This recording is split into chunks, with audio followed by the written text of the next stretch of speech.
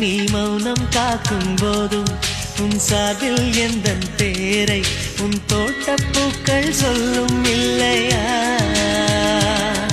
ஒரு தென்றல் தட்டும் போதும் கடும் புயலே முட்டும் போதும் அடப்பூக்கள் பொய்கள் சொல்வதில்லை. உன் இதழை கேட்டால் அது பொய்கள் சொல்லும், உன் இதயம் கேட்டால் அது மெய்கள் சொல்லும். இதயத்தை கேட்க நேரமில்லை, இதுவரை இதயத்தில் யாருமில்லை. சந்தம் கிடைத்தால் துணைவா.